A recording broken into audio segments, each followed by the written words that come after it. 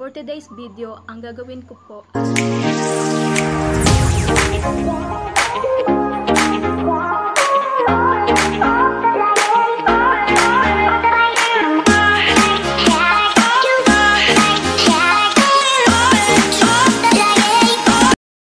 So this is my first vlog. So for today's video, ang gagawin ko po ay Tagalog or Filipino translate into Magindanaon. So karamihan sa vlogger ay ang ginagawa nila is mukbang or Q&A sa first vlog nila.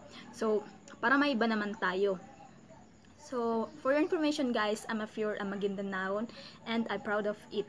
So I list 10 words and 5 sentence na i-translate natin into Magindanaon.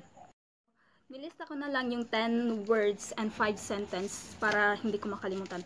So, lalagyan ko na lang din ng subtitle para mas lalo nyo maintindihan. So, ang first word is saan. Ang Magindanaon nun ay daw.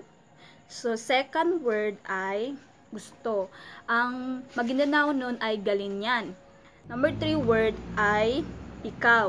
Ang Magindanaon nun ay sika. Ang number 4, siya. Ang Magindanaon nun ay sikanin. Number 5 word ay ako. So, ang Magindanaon nun ay saki. Saki. Saki ang Magindanaon ng ako. So, number 6, ito.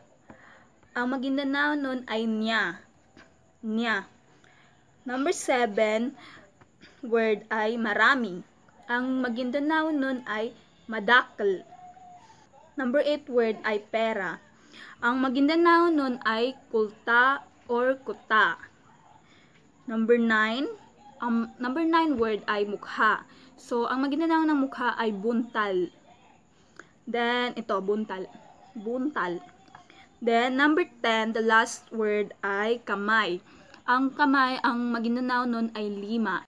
So, let's proceed to the 5 sentence. So, number 1 sentence ay saan ka pupunta? Ang Magindanaon nun ay daw ka pagpawang. So, number 2 sentence ay gusto kita. Ang Magindanaon nun ay galinyan ko saka.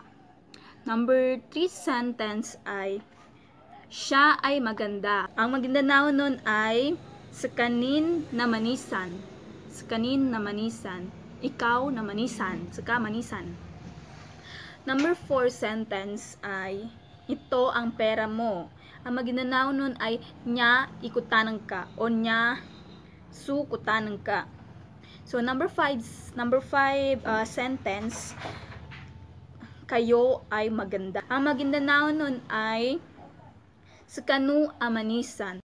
Sana po ay may natutunan kayo, and kapag may suggestion kayo na ito-translate ko into Magindanaon or Magindanaon into Tagalog, comment down below sa baba, and please don't forget to like and share and subscribe to my channel. Thank you! Nilista ko na lang yung 10 words and 5 sentence para hindi ko makalimutan.